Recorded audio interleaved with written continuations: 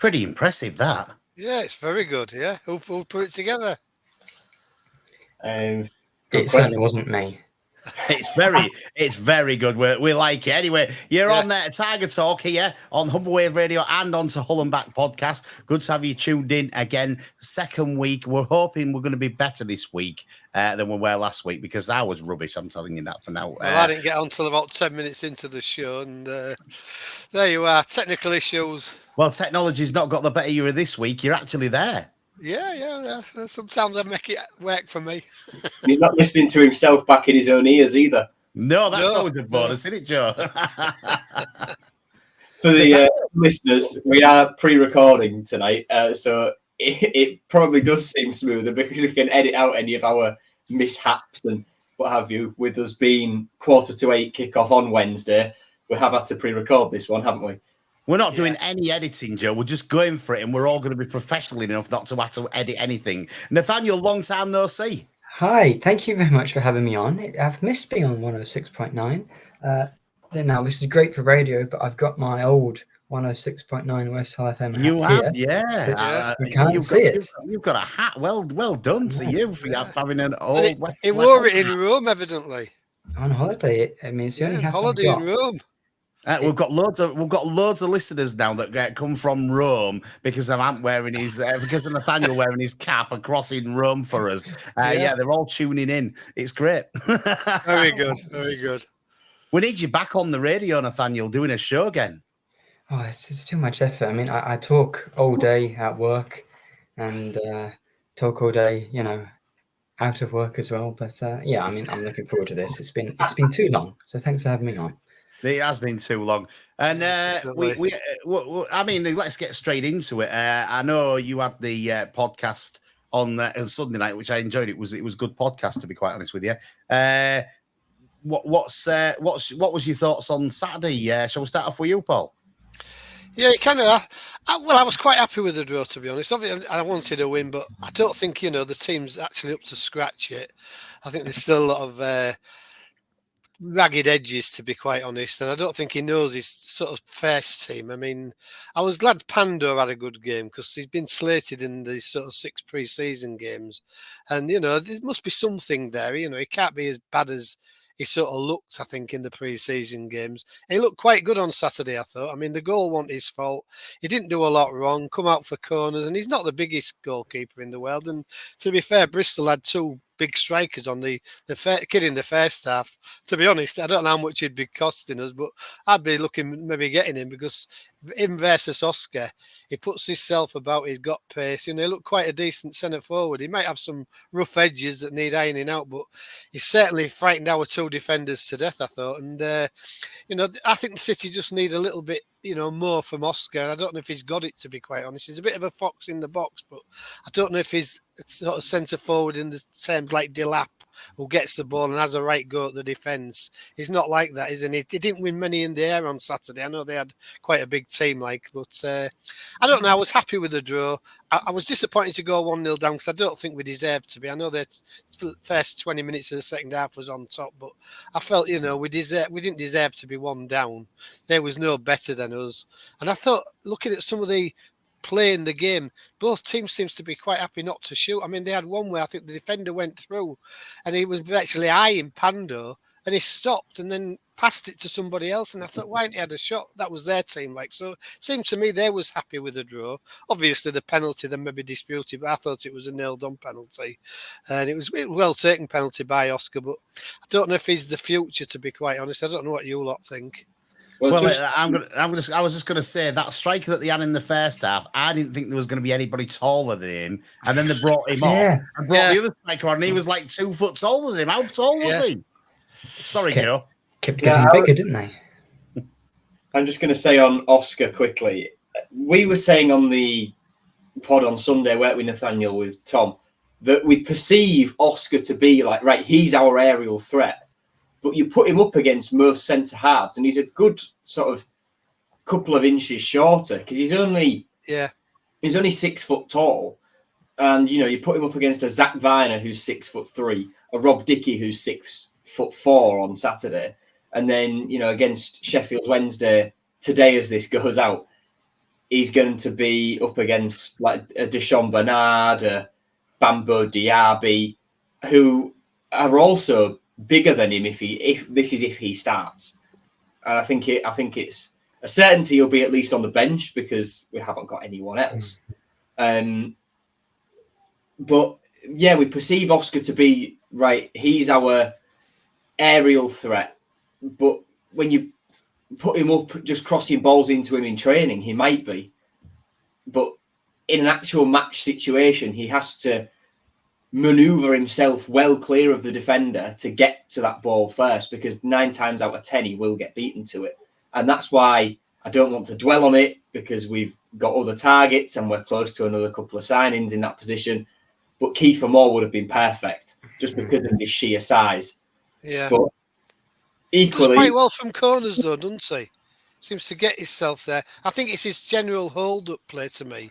Obviously, as you say, he's not massively big, but it's got to be at his chest, I think, height, so he can maybe bring it down. But he doesn't seem to do that very often. The thing that he does do well is he defends very well, and I've seen him get to the ball first in our box quite a lot and head it away quite a lot. And I think when he wasn't in the team, we have missed that a little bit from other players, because other players just don't seem to be as good at the positioning to get that header in to win it, to get us out of our box and, you know, winning the headers in our box. So I think he's done good with that. His penalty, I thought he took well. The shot that he had, Mike said that he should have put it a bit further to, you know, either the left or the right of the keeper.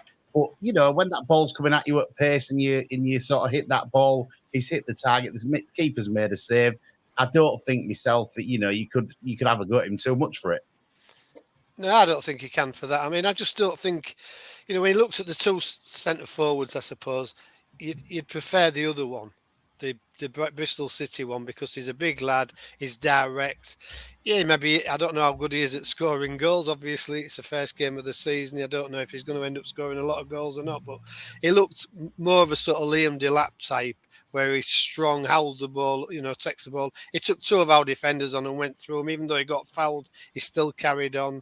I just think myself, you know, somebody like that, I'm not saying Oscar can't play a role, but I don't think it, you know, will get very far with him being our main striker this season myself. Nathaniel? Well, I quite like Oscar, and with recalling him, it'd be a shame to see him leave again. We probably have to sign another 2 or 3 strikers before he can be left. Or he's able to leave, I'd say, because we just don't have many options. But yeah, I think it's Sinclair Armstrong, who's a striker for Bristol, and he looked like a real physical presence. He's what a target man should be. But Oscar, I think what you said, quite right. He's not actually that tall for a target player, and he's not really quick. His first touch isn't great. You know, his passing isn't great. He'll go a long way.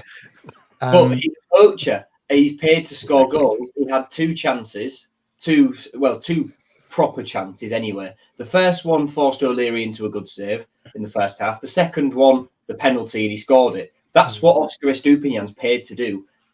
Get chances. Yeah, as I say, he's a fox in the box, but I think we need a little bit, either somebody playing alongside him, you know, to help him out, you know, maybe a big striker. I know they don't like playing 2 forwards, but I think he does need that, you know, because the ball comes back too easy off him. You know, as you say, he's controlling brilliant, and it's going to come back. So I think he just needs somebody else up with him.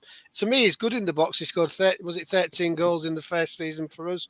Yep. You know, he's certainly no mug in the box, but you don't play the game in the box. And it was we've seen last season, and probably going to happen this season. How many balls actually go in the box? It seems a little bit better this season. I must admit, they seem to be getting it in a little bit quicker, but. That's his. To me, that's where he's good, in the box, getting on the end of things. And I think he needs somebody else up with him to help him out with the big, tall defenders that you get. Else the ball just keeps coming back to you. To my opinion, but I like Oscar. I'm not against him. I won't get rid of him because I think he is a threat in the box. Option.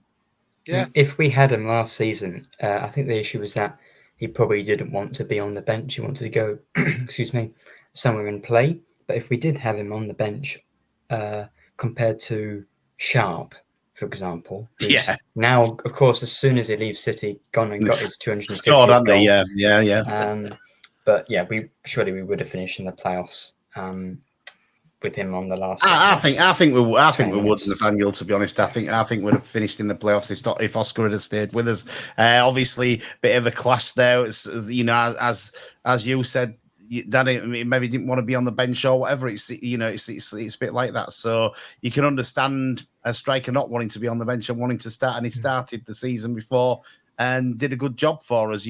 So to me, the final thing on Oscar, Adi, before we move on. On another day, he could have had a hat trick. That chance from that he made O'Leary make the save on in the first half that we've spoken about, that goes in. Second half, there's another chance where I'm not sure who it was, whether it was Jacob Miller, put a brilliant ball in the box and Oscar millimetres from it. On another day, gets that and diverts it in.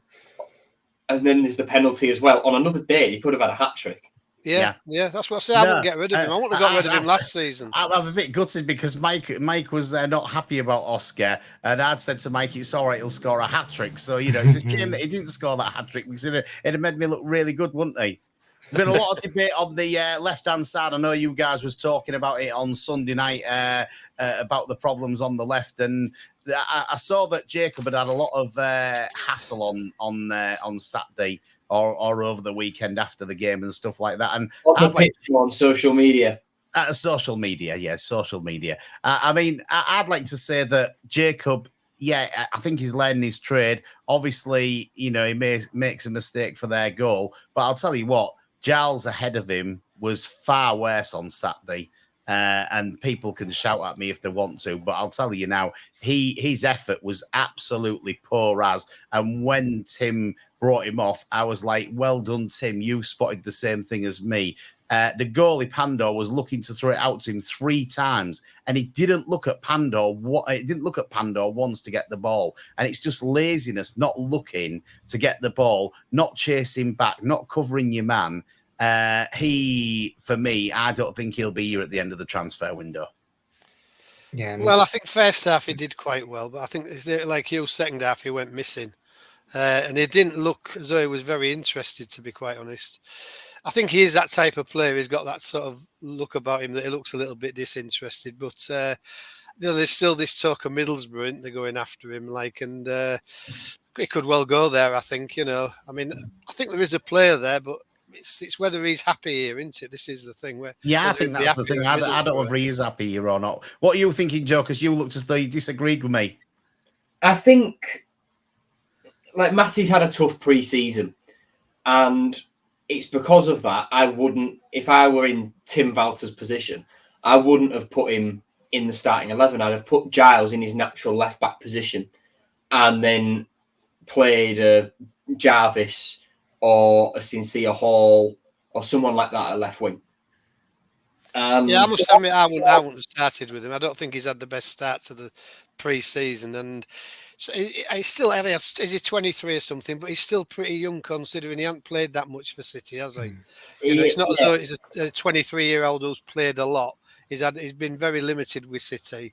He played well last season, I thought, but I'd have maybe played even Fleming ahead of him, to be quite honest, because I just think sometimes if they've had a bad time, you've got to take them out of the situation and give them a chance to sort of get back into it a little bit. And I think he did make a mistake playing him. I agree with you there, Joe, to be honest. Yeah, I mean, Matty, like anything we say here, it's nothing against McLaughlin and Jacob or Giles as people. We made that very clear when we spoke the other night, Nathaniel. It's not personal at all, but the left side has been a problem all pre-season, and it's been the side that we've had 2 left backs playing down. How did I describe that left side, Joe, on Sunday? How did I said? I said that it was terrible. Yeah. That worked. And I stick to that. I mean, it was better when we got the substitution. Oh, absolutely, Miller. I think. Because you look at the left side, and the left side of defence has been really poor with McLaughlin and Jacob. But also, I think you're quite right that, you say, Joe, Giles' natural position is left back. It's probably more of a left wing back, and he enjoys going forward more than does defending. But doing this system. Yeah, that whole left side, even if Giles is a better winger than left back, Mellor is a proper winger, and Giles being out of position, and that left side looked a whole lot better. But I think the idea is Jacob's not really supposed to be the starting left back. We had Giles and Vinagre last season. It was only because of Vinagre's injuries that Jacob played, and I think this time last season he hadn't made his debut, so it's a lot of pressure for him not only to play but play in a system that really demands sort of high technical ability, which at this point of his career he might not have. This time last year, Ruben Vinagre was getting injured against Doncaster. Yeah. First of many woes. Yeah, we've injuries. seemed to struggle with left backs, even though we've had loads of them.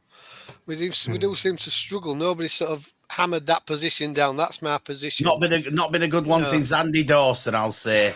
Hey, Andy Robertson. Andy Champions Robertson. League winner. Sorry, Andy yeah, Robertson. Yeah, we'll allow Andy Robertson in there as well. It's the two Andys, obviously. That's the thing in it there. So. Somebody called Andy.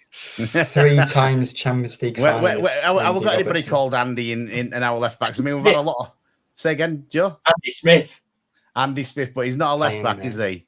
He's not. No, He's right-footed as well. So maybe we'll risk playing him there against Sheffield Wednesday.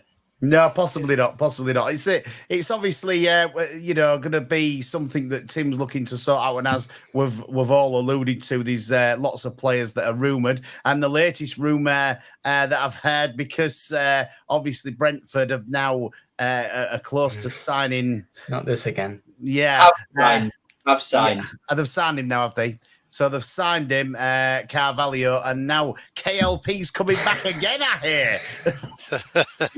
I love it. We've signed Lewis Potter every transfer window since we got rid of him. Yeah. He hasn't played very well for us just recently, has he? He's gone missing a lot. But yeah, I've heard KLP's coming back again. So there you go. KLP's going to sort us out for another season. Is he coming back, Joe? No. No.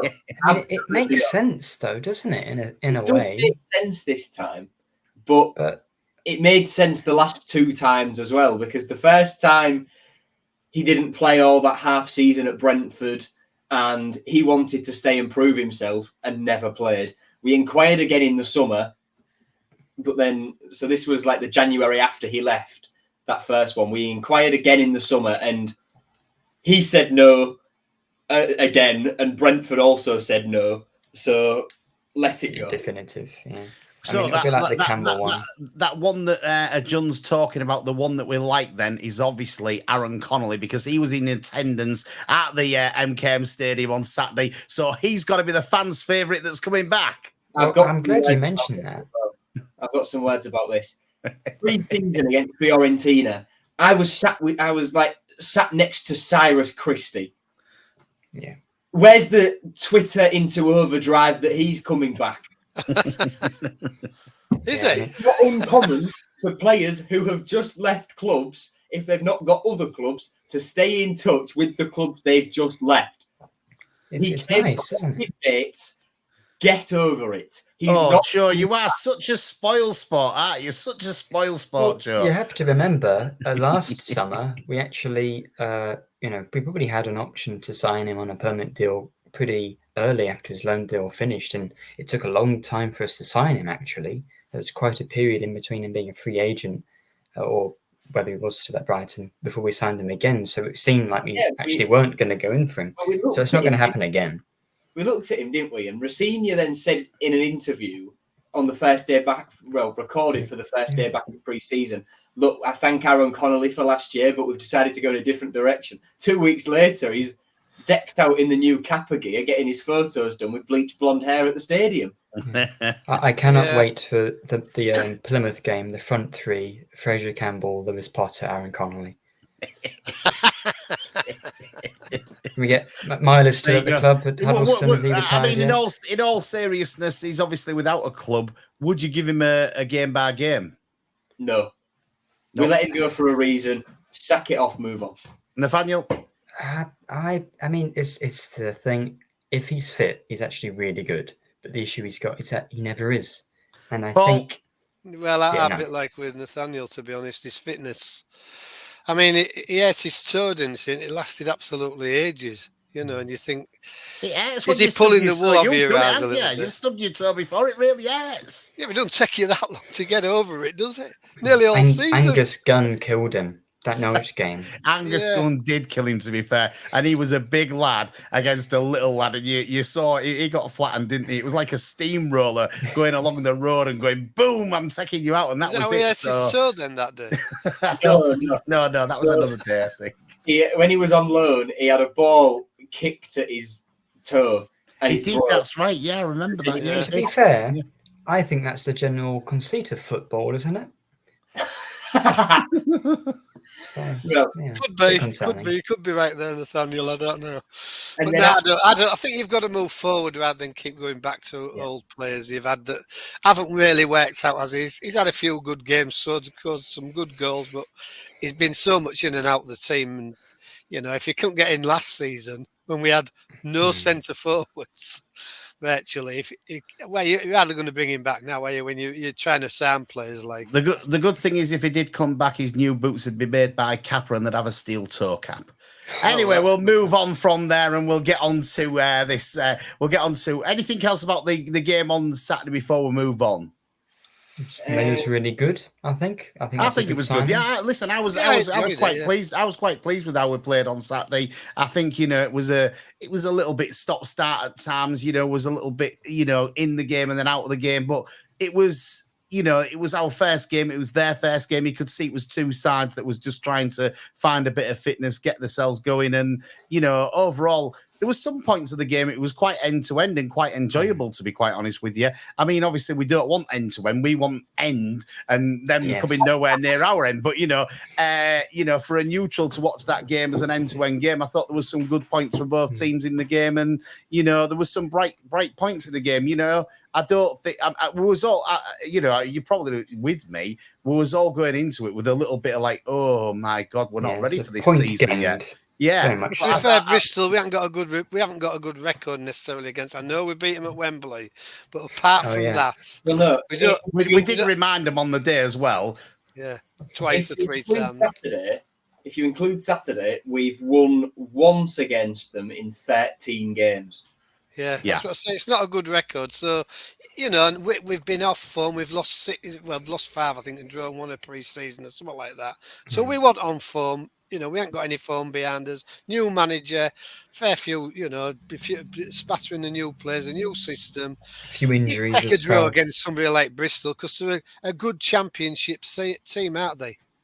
So they're very rarely in the relegation zone, very rarely in the promotion zone, but they're in that sort of middle section where they're hard to beat and they win the fair few games. So I think a point was a good point. Personally, I'd have taken it all day long. I'd have said, don't bother coming to Hull. We'll have a 0-0 draw and be happy. But Nathaniel spoke about injuries there. Cody Drama and Mika Seri were both injured there. I personally thought before Walter said it that would be Seri off.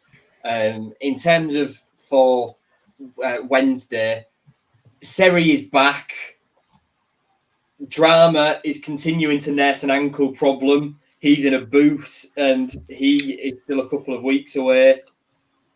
Liam Miller has intention to start. Longman has his surgery on Wednesday for his shoulder injury. And Cynic has had an MRI scan to find out what his injury is like that he did about a month ago now.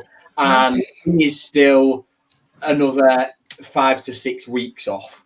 Oh, but he got injured 5 to 6 weeks ago, didn't he? Yes, he did. And that was meant to be a 2-week injury. Anyway. Opening the fridge or something. It was his toe, was it? Are you being a bit cynical here, Dad? I don't know. It's we've said that before, didn't we? On our I can use it again. It's another thing. I don't know. I don't know where this Cynic is. I mean, is there such a person? He snapped his hamstring in half when the plane landed.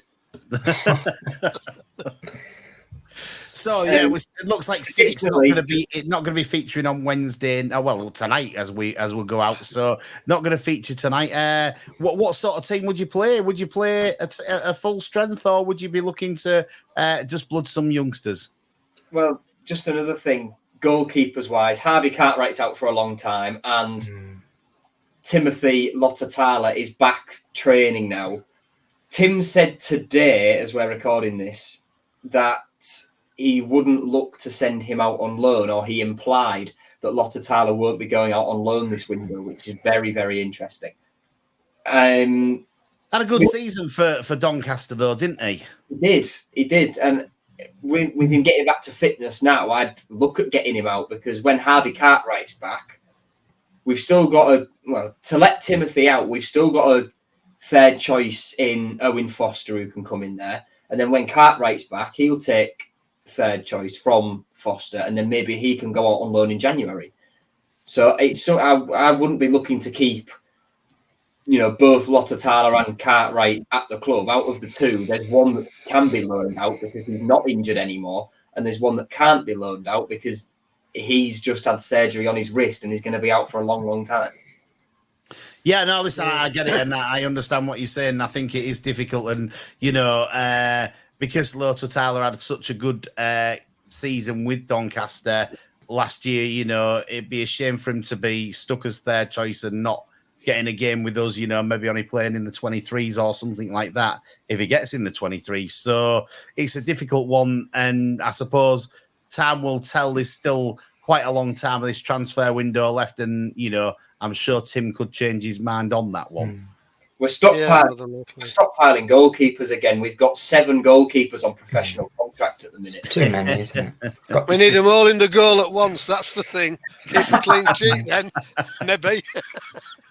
Back to the original point of your question, Adi. The team, I think it'll be a bit of a blend. So I can see Rachopi starting. Obviously, as we're saying this, kickoff is 15 minutes. As you're hearing this, kickoff 15 minutes. Good point. So my opinion is Rachopi will start. I'd imagine Stan Ashby will get a game. Finn Burns will start. It'll have to be Coyle, won't it? Because if Charme's out. Yeah, Coyle, unless he puts who could he put there? I don't know. Don't you think McLaughlin will be at the left centre back? I don't. I think he'll play Smith and either Smith and Ashby or Burns and Ashby. But I think Burns CDM. I think Burns will be holding midfielder with who have we got? We don't have anyone. Jarvis and Sellers Fleming will play, won't they? Jarvis and Sellers Fleming, I think, will start. Harry Vaughan's knocking about still as well. I can't believe I've not mentioned him. And then it's going to be quite a weak team, really, isn't it? It'll be almost akin to. He'll be looking to not come out of that game with any injuries, I would think, because the Carabao Cup, as much as as fans would all love to go on a cup run and get to Wembley or whatever, but for a club with not many first team players actually in the building at the moment, he's going to be looking to try and keep his players ready for Plymouth game on Saturday. I would imagine Sheffield Wednesday will be the same, to be honest, because they only played Sunday, didn't they? Yeah, I can't see them sticking out the best team, especially if they had a good win on Sunday. Yeah. They'll want to back it up this weekend, won't they? So I can't see them sending a really strong team. I'll be surprised anyway. To be quite might get to see Malik Wilkes back at the MKM Stadium. Yeah, I don't know whether going that week, to be honest, Joe. But hey, I know someone who'll dispute that. They can dispute it. I did watch him at Hull City. To be fair, that season where we got promoted from League One, he was really, really good. But that's probably his level, to be quite honest with you. The Championship. Rotherham, isn't he? Say again, sorry. In talks with Rotherham, we were discussing last night. Is he? He's in talks with Rotherham, is he? Well, that'd probably be, good for him because, as I say, he's great in that league, but not, he don't get as much time in the Championship on the ball, and he needs a bit more time on the ball, I think, is what his thing is. Tick off every Yorkshire club, hasn't he? He's only 24, 25. He's got time yet to sign for Is that only how old he is? He's only young, isn't he? Yeah. Don't realise, do you? That old. Yeah, he's probably got another 10 years, to be fair. 10 years. There you go. He could do it. Well, if you stick at your level, what you're good at, it's 10 years. You can earn a few quid, can't you? And you're happy. Of course you happy can. days. 25.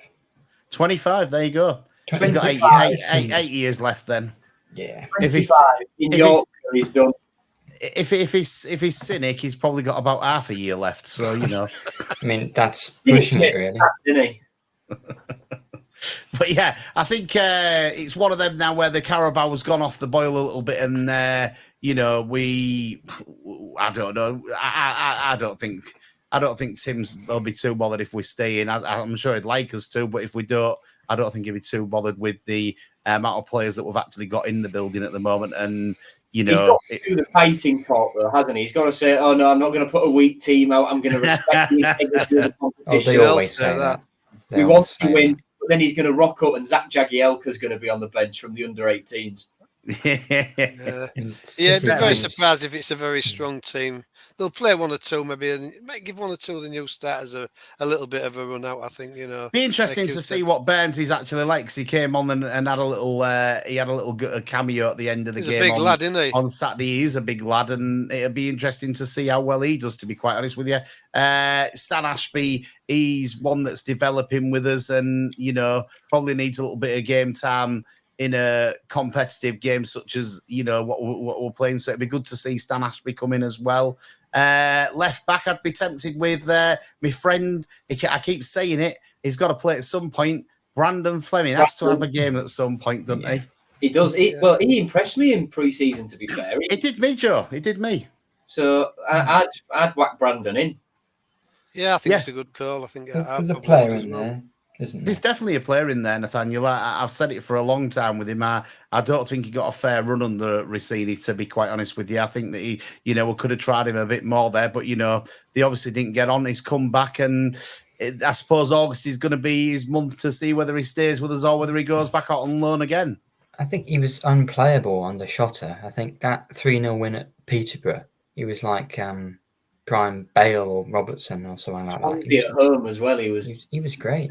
Yeah, he's had some good games, and I don't think I think there's a player in there. I think the injury set him back a little bit, you know, because at the point where he gets injured, which one? Precisely. But when we're talking about he was playing really well, you know, it gets lads there in that pre-season. Yeah, it gets that injury, and I think if he don't get that injury, I think, you know, there's a different player there, and I think he's probably first choice left back. And he's still rehabbing when Rossini comes in, isn't he? Yes, he is. Yeah. He's had a couple of games off the bench, but that's because we've got no one else, because everyone else we've signed is injured as well. Yeah, I feel a little bit sorry for him. I don't think he's done bad when he has played. He's looked quite useful. I like that. I don't know why he's sort of behind Jacob, to be honest. Especially, as I say, he had a poor pre-season, did Jacob. I thought he might have slung Brandon Fleming in, but I think he's the manager. He's paid the big bucks to make these decisions, isn't he? So it's that thing, isn't it, where you look as an outsider, and obviously managers have their own reasons for things, but you look as an outsider and you think when you've had a little bit of a bad run, sometimes, although, you know, it might seem harsh to some players sometimes, I think to take him out the firing line sometimes is the best decision that you can make, because, you know, ultimately, you know, the amount of flack that Jacobs took on the social media over the last couple of days is not acceptable.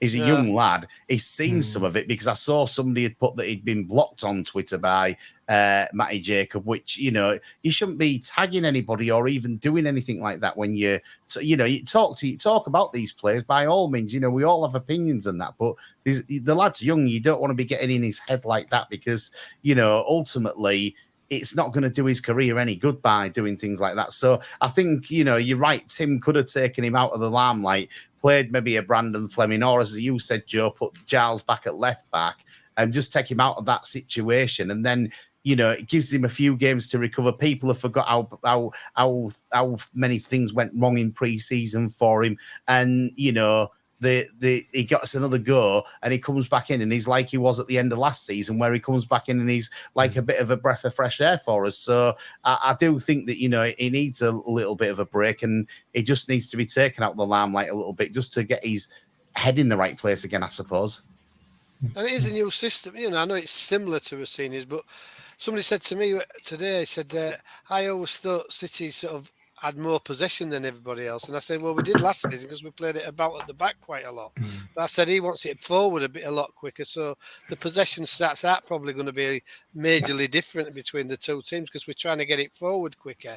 And under Liam Rossini, it was like pass at the back. And we had, how many times did our defenders probably had the most passes in the game? Because that's what it was across the pitch, wasn't it? Jones in like the top 5 completed passes in the whole league, something like that. Probably was, yeah, that's what I say. So, it's a different thing and he's maybe got to get used to it a little bit. You've got to give him time, haven't you? You've got to give him time. The other thing is that, he has a really good shot and it's a really good save by their keeper, to be quite honest with you, because he has a good shot. All right, he puts the pass wrong for them to score against us. But I think that Pandor put him under a lot of pressure when he played the ball out to him. I think Pandor, for me, could have cleared that ball up the pitch. It takes the pressure off Jacob and then we don't end up having that mistake in that particular place. So I think, to blame him ultimately for that, I think is a little bit harsh. And as I say, my point of view, and I'm sure I'm on my own in this, but my point of view is that Giles had a worse game than Jacob.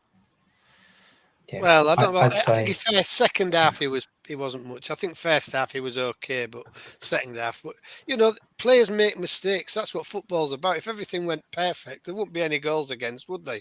Nobody would score a goal because everything was perfect. It's not like that in football. They make mistakes and you get goals from it sometimes, and it's just one of them things. I think he had a bad game, and I don't think he's had a good pre-season. That's why I would have taken him out. But I certainly wouldn't be castigating the kid for making a slip up on Saturday because. Other people make slip-ups, and sometimes the keeper saves it, sometimes the forwards put it wide, and you can't just pick on one person because somebody's managed to pop it in the corner from their mistake, when there was other mistakes in the game, weren't they? So I just feel it's harsh to have a go at one person. That's my opinion. Yeah, I mean, I think what you're saying is very sensible. Also, I'd say it was pretty difficult to have a worse performance than Jacob, myself. I mean, him and McLaughlin, I think, gave the ball away about 10 times themselves, but equally, they played badly. Doesn't mean they're bad players, and I still think they're going to be important to the club this season. McLaughlin's a solid championship centre-half. Yeah, but I think he's not, the technical player. You compare him to Greaves. Greaves could almost play in midfield. Well, Matty, interesting point that actually. Matty's played with Jacob his whole youth career. So, when you're best mates with someone like that for your whole life at the football club, you've played with each other from under 8s and under 9s as him as a centre-back with you as the full-back. You're going to get to know what each other's good at, not so good at, where each person's going to be at each different time. And, to my knowledge, Matty hasn't played with McLaughlin before. It's written in the stars, isn't it? Jacob Greaves. Next to each other. It's great. It possibly is, Nathaniel. It possibly is. I think McLaughlin played quite well in pre-season under Tim's new system. I think that, Saturday was a little bit different because of who he was up against. There was a really big side. There was a physical side. And then to go try and play and be your extra forward and leave one person back like Alfie Jones to defend against the size of Bristol City, it's risky. And I think that's why, Saturday maybe wasn't as good. That's just my reading of it. But, I could be wrong. No, I don't think he's far off, to be honest. I don't think McLaughlin to me, I think he's a decent player, but I think he had one of his worst games for us that I've seen him have, probably the worst game I've seen him have. He didn't seem very cool on the ball. It seemed panicky, and it just didn't seem to be his normal sort of game. I also thought it was probably at the back, he was probably as good a passer as anybody at one stage. His long ball and all that, and he just didn't seem to be at the races on Saturday. Maybe because the centre forward was a big lad, put himself about, put him under pressure, and I don't know. He just wanted his best game, Nathaniel's right. Them two probably was our worst players by a street, and it was just unfortunate they both played at the same time of the place, same place on the pitch. Like if one had been up front, the other one might not have let a goal in. But they both had poor games. But it's football. That's what happens, isn't just it? Swap Jones and McLaughlin. You might be fine. What was you going to say, Joe? I was just going to say, an interesting point to make is Charlie Hughes from Wigan. The club are confident of getting that deal done this week, but what Tan said in interviews at the weekend has not gone down well with Wigan, because Tan said we're confident getting the deal done. The lad wants to come here. Is it classless? I saw someone say. And yeah, someone said it's utterly classless from Kessler. This. Say, I don't necessarily think Tan said anything wrong there, but the suggestion that Tan putting out into the public domain, the suggestion that Charlie Hughes is eager to sign for Hull City. He's a clever lad, Tan. He knows what he's doing. It hasn't gone down well at Wigan. But I think Wigan's problem, obviously, we've seen it reported over the weekend that Wigan's problem is they want more money paid up front. Our problem is that we're getting money paid to us in dribs and drabs for players, and we probably can't afford to pay a load of money up front. And this is where the stumbling block's coming in by the looks of it. And, you know, if it was me in Tan or a John's situation, I'd be holding my nerve a little bit, because ultimately £7 million for a League One player is a lot of money. It's a lot of money. I know it is. I know we've got good money for Greaves, but that doesn't mean to say you've got to go out there straight away and blow it because you think, you know, he's going to come into the side and do a job, because ultimately he might fit into Tim's way of playing. He's a good player in League One. How many players have we seen in League One that are good in League One that don't actually make it in the Championship? You know, there's a fair few. So you are taking a bit of a punt there. So I would, if I was Tan and if I was a John, I would be holding my nerve and I would be saying, you know, it's scheduled over whatever we're scheduling it over, and keep it at that. Just going off piste a little bit, I was talking to a mate of mine who's a Blackburn supporter. He's on about Smodics, and evidently they want 9 million for him, and they're offering 8.5, and for $500,000, they won't go the extra mile. It's sort of like stuck there.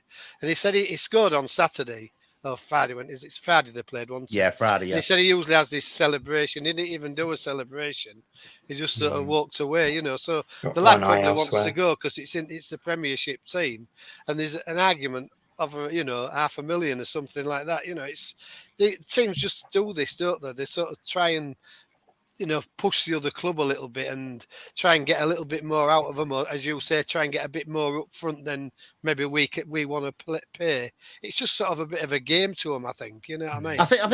I do think personally that listening to a John's press conference to the fans at the MKM only a week ago, wasn't it? I do think listening to him, we're struggling to have enough money to pay that up front, because, you know, when you look at it, we're probably only getting a couple of £2.5 million a year for Philogene, because, you know, obviously we did it over a period of time for them. They're doing it over a period of time for us.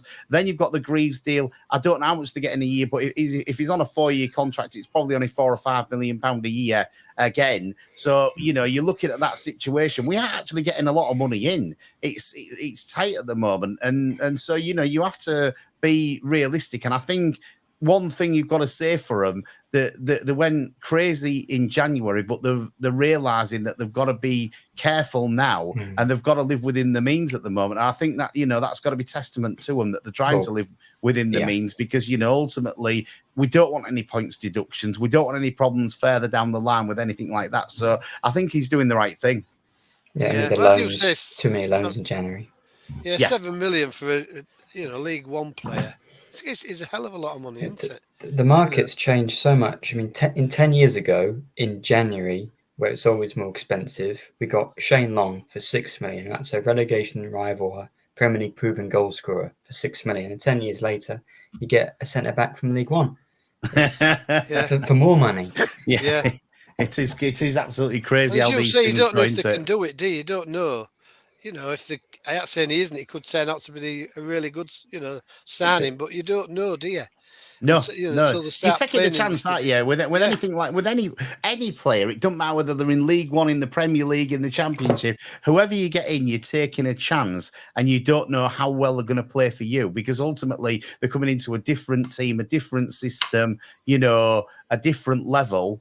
It's really difficult to say, you know, how well any player is going to do. And with any player that you buy, you're taking a punt and you're taking a bit of a risk. You know, we saw it with Jimmy Bullard, didn't we? You know, we saw it with Snodgrass got injured immediately. Yeah, what about the lad from But the lad from Tottenham who we got in paid 13 million quid. Mason, yeah. I mean, he gets that head injury, and I'm really glad that he's got over it and he got into coaching and everything like that. But ultimately, he was our marquee signing. He didn't last that long with us. He's still our record signing, Ryan Mason. Yeah, still our club record signing. Yeah, and we didn't get enough, and it's not Ryan Mason's fault. It's just how football is, and that's what I say. When you're paying this sort of money, you're taking a chance, and to take that chance, you've got to make sure that you've done the best deal that you can do for your club. Yeah, I agree with you. Yeah. Another point to make is we've all said the Choppy will start on Wednesday. Tonight. He may well be starting tonight. Do we think, because obviously he's come from the Champions League and there's murmurings about Ivo Panda in pre-season and what have you, does an impressive performance from Anthony Rachopi tonight allow Tim Walter an easy way to just keep him in and not controversially drop Panda? City playing tonight? Thought they were playing in 2 days. Oh, shucks. You'll get with us in a minute, Nathaniel, won't you? This is recorded on Monday night for anybody that didn't listen, and it's going out just before the game tonight. And in fact, the game's probably just kicking off now. Rachopi just let one through his arms. Listen, so it's made it an easy decision for Tim. Personally, I wouldn't drop Pandor because I thought he had a really good game on Saturday. We've not seen a keeper command his area probably that well since Jakubovic is what I'm going to stick my neck out and say, because he came out, he commanded his area, he caught crosses, he punched the ball, he goes for that, I can't remember who it was against, but he made a save down to the right-hand side, and the guy's coming in with his boot, and he takes it, he has to come there and take it off his boot. He's taking a big risk there. I thought he had a really good game on Saturday, to be quite honest with you. And no, I would definitely be starting Pandor in the league against Plymouth on Saturday. I'd also stick with Panda, but I just thought it was an interesting question to pose. I like the question, Joe. It's a great question. About Rachopi's calibre. It's going to be hard, isn't it? If Pando does well again, say on Saturday, if he's picked on Saturday, does well again, when you can't really drop him, can you? And it's always hard when you've got two keepers, and one of you, we haven't even seen one of them at the moment. Obviously, he's played in the Champions League. Obviously, a decent keeper, I would think. His stats are pretty strong out there. So, you think he'd probably be the number one keeper out of the two. But if Pando does do well again, you can't put him in, can you? And you've got to give Panda, I think you've got to give him the game on Saturday because of his display this Saturday. I don't think you can say, well, you played well, the other kid had a good game, so he's in. I think you've got to go with the lad who's, you've started with and give him the go the next Saturday. I don't think it'd be fair to drop him. And we've done this before, haven't we, with keepers? Yeah. They've come in, they've had a good set of games, and all of a sudden the other keepers maybe got over an injury or whatever, and they've put him straight back in. And I don't agree with it. I think if a player's playing well, you've got to stick with him. That's my opinion. And at the moment, he had a good game on Saturday. If he'd have had a poor game like he'd been having, I think, the kid would have been in, Rachopi would have been in today and Saturday. But you can't just drop him after that game on Saturday because it was probably our man of the match, to be fair, to be quite honest. Panda's confidence will be sky high as well, won't it? Having made some saves. When he was put in sort of dodgy positions with the ball at his feet, he managed to pass it out or just hold it clear. Just about. Yeah, just about. So he didn't always do the right thing, as Adrian said. He maybe could have loved it long in that late on when he puts Jacob in a bit of a problem, but he's obviously told to give it to the full-backs or the centre-backs and he's probably just going by what he's been told. I think he could have oaked it long, but he never, and it's one of them things. But all in all, I thought he had a good game, and all the criticism he's taken over the last 6 games, he's obviously had a good game. It'd be totally unfair to drop him for the Saturday game, I think. Meaningless games. Yeah, and that's what I was going to say. I think that you've played in pre-season, you come into the actual season, and you put your best performance in. Well, that's what you want, isn't it? You know, you're warming up in pre-season. You're just getting used to playing with your players that you haven't played with because you didn't get a game for 6 months, and then you come and put your best performance in on the first game of the season. When was the last time City got relegated or promoted in pre-season? It just doesn't happen. They really do not matter, and we have to learn that lesson time and time again. And we played some difficult teams in pre-season. It wasn't like we was playing nobodies. We had some really difficult Doncaster, teams. They don't take any prisoners. No, well, they didn't against us. Anyway, what happened to the days when the first team played like Winterton and played the Billy Blythe Trophy? I miss those. I miss those days, to be honest. Going to watch the first team play at Ferriby, it's such a shame that it doesn't happen anymore. I mean, it's good for the 23s, obviously, or 21s as it is these days. 21s, I love it.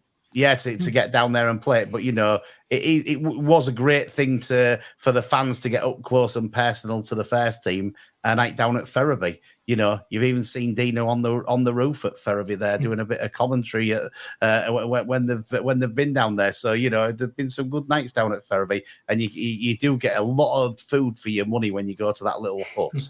The chuck wagon. You'd know that, wouldn't you? I certainly would know that. Yes, I certainly would. Not quite. No, I agree with Nathaniel. You don't lose the league and you don't win the league with pre-season friendlies. You don't in August neither. So I think people get a little bit worried, don't they? Because you've got half a team and two or three players you don't want in the team. But it's a long season. Middlesbrough started poorly last season, well behind Sunderland, and they finished above them, didn't they? Yeah. It's a long season. You can't. It certainly is. You can't just sort of think, well, we've no chance. We're going to go down because we lost 5 pre-season friendlies. Especially 3 of them was against decent teams, weren't they? As you said. Yeah, we played back in Newcastle, didn't we? One's in the Champions League now, and one was in the Champions League last year. Yeah, Fiorentina finished eighth in the Italian league, so they always get to the final of the Conference League and lose. Listen, we've not got a lot of time left on this podcast and on the radio tonight. So what I want to say is on to Plymouth on Saturday. Wayne Rooney's Plymouth. He did really well in his first game, did Wayne. It's good to see that he's brought his talents from Birmingham along to Plymouth with him. A lot of bets went out the window on Monday, didn't they, with Ryan Lowe leaving Preston. I didn't put that bet on Rooney being the first manager to lose his job. I'd have lumped on that had I done it. It could be the second manager to lose his job, I would think. And to me, it's a game that Hull City, with the 4-0 loss against Sheff Wednesday on Sunday, Hull City should be going for this one, shouldn't they? Yes. Yeah. And it wasn't so much that. I think Sheff Wednesday had 30 shots. I'm sure the stats said 30 shots. It's a lot of shots, that, isn't it? So Plymouth said you would think can't be that high. The only downside, it is a home game for Plymouth, isn't it? And it's a long way to go. They're a hard team to beat at home. That's the sort of downside. But I think, City should have more confidence. Are they under we don't know, do we? We don't know. And I think that, having that loss, as you say, they can't be that confident. For me, we've got to go there and we've got to take the game to them. Yeah. And really, if we could get 3 points there, and I know it's a big if, and I know it's hard when you're travelling all that way down to Plymouth and things like that, I would think we'll probably fly, so it shouldn't be as bad as, when you're going all that way on a coach. Yeah. So, I think we should be going down there hoping for 3 points. And if we had 4 points out the first 2 games, that'd be a massive start to the season. I think some people would say it's 4 points more than expected for some. Probably, yeah. Well, what was I going to say? The last time we played a Wayne Rooney team, it was his first home game at Birmingham. It was. We won easily. We could have had 3 or 4 in that game, I think. Yeah, we won 2-0. We could have had a couple more. And I think the way Valter wants to play, this is a good game to stretch the legs a bit and see what it's about, because Sheffield Wednesday, will they be higher up than they finished last season under I'll have Danny Roll for a full season? Yes, definitely. I can see them being minimum solid mid-table. But although we've had a big turnover, we were a better team than them last season. So we'll just have to see. And Plymouth are in a bit of a state with that defeat, and their kit felt 2 names wrong on the back of the kit. Yeah. Yeah, I think Well, it's like you, we think it's a game we should be going for the winner. And I mean, last season our away form was really good, wasn't it? And there's nothing to see why we can't play as well away from home again this season. Yeah.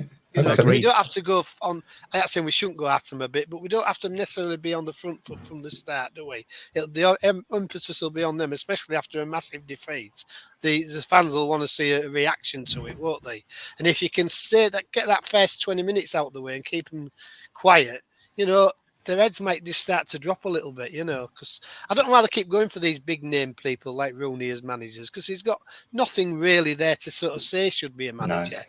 No. And he's gone to Birmingham, kicked a kid who was doing really well at the time, and they've got rid of him, haven't they? It's just, I don't know why they do it, these clubs, I'm not saying he can't be a manager, but to me, I don't know if he is a manager, because he was a really good player. Don't mean to say he's going to be a good manager. Doesn't always translate, does it? Doesn't always work, does it? But anyway, we'll hope for a win on Saturday. We'll talk about it on the podcast and on the radio live next week. We'll be live. I won't be, I'm afraid. But no, you're going on your jollies, aren't you? But we'll be live, and I'll be here. I'm sure Joe will be here. We'll try and put Nathaniel's arm up his back and get him on as well. And have a good talk about the game on Saturday as well as the upcoming games as well. And you can ask questions next week, because we'll have them little things where you can pop up and do all that technology thing. It's marvelous. Yeah, it is. I've enjoyed being on it, though. I must admit, it's good fun. Yeah. We'll miss you. We'll miss you while you're away on your holidays. You won't miss me. You've got plenty of talking to do. You'll come back even browner than you look tonight with no lights on. Well, I've put no lights on, that's why. So I can look really brown. Anyway, you've been with me, Eddie, right? Me, Paul, right? Me, old Grandpa Joe. Yeah, me too, Nathaniel Whitto. Yeah. And thanks for joining us. I hope you can join us next week. We're looking forward to it already. We are. Oh, I'm not.